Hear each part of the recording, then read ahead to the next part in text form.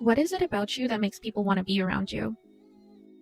For a really long time, I know ever since I was a kid, growing up, I always had to prove myself. And that is something that really felt unnatural to me. Reason being is because I felt like I always had to overextend myself just to get some sort of recognition or praise or acknowledgement. Nowadays, I understand that in order to master being able to be valued for just being yourself, you always have to choose yourself. What are some ways that you can maximize being able to just show up as yourself and get anything that you want? Some people say, oh, just do the law of attraction. Okay, what is the law of attraction? Let's go take a look. The law of attraction suggests that positive thoughts bring up positive results and negative thoughts bring up negative results. I think that this is pretty flawed when it comes to wanting anything that you desire and getting it. Reason being is because it assumes that you have to always be in a positive state, which you don't always have to be in a positive state to go about manifestation. Manifestation is all about action. Essentially, manifesting requires you to live your life the way you want to, the way you design. So if I'm giving out false positivity, what am I going to get back? I'm going to get back false positivity. I'm going to get it back fleeting experiences. It's not going to be of substance. Being the type of person that is valued for just being them, there's something about them at their core, regardless of their emotion that they portray and give off.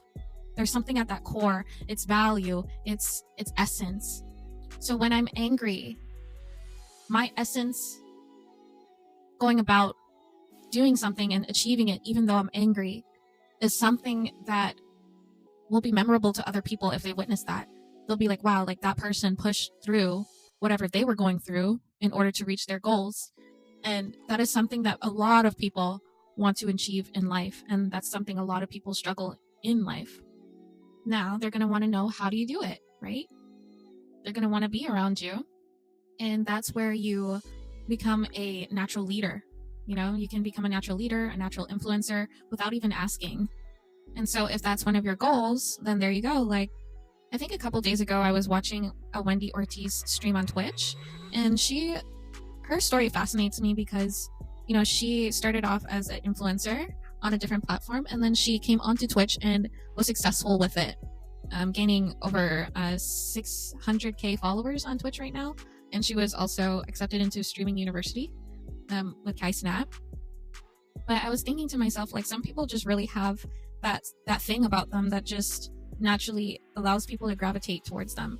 And this is something that once you build that rapport with people, and if you take that and materialize your popularity and materialize your influence in this earth, it'll become a lot easier for you to get anything that you want easier, and to be valued for just being yourself.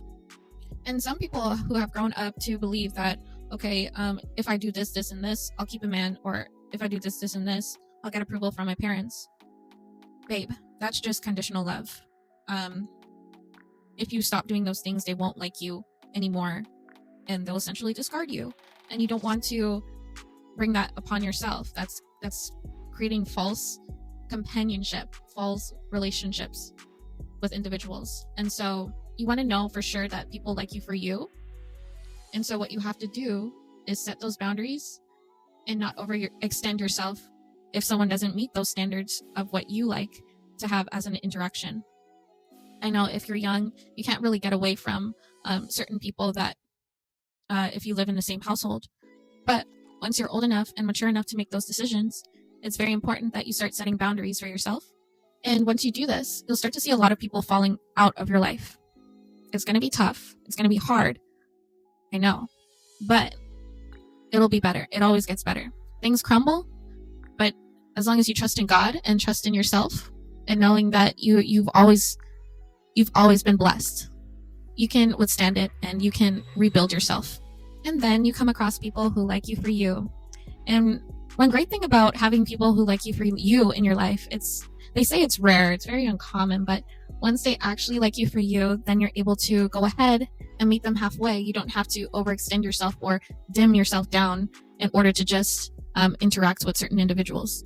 And that is honestly one of the best feelings that I personally have felt knowing that I don't have to mold myself in order to please people because I still have a life going on. I'm not going to let anyone with control issues try to control me. And from there, because I have a good heart, I want to do more for them as well, and just share mutual love and mutual respect and mutual understanding, and hold space for them the same way they do for me, because that's just what we're here to do. Not everything is about closing yourself off, and not everything is about getting your lick back.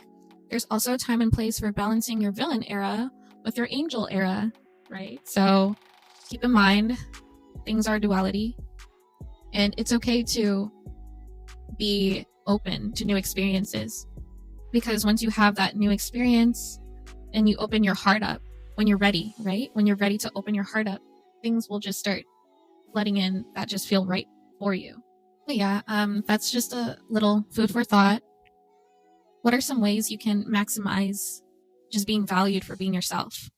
I hope you guys have a good day. It's very beautiful outside. I might go to the beach or something, but I hope everyone is staying cool, and I'll see you guys in the next one. Bye.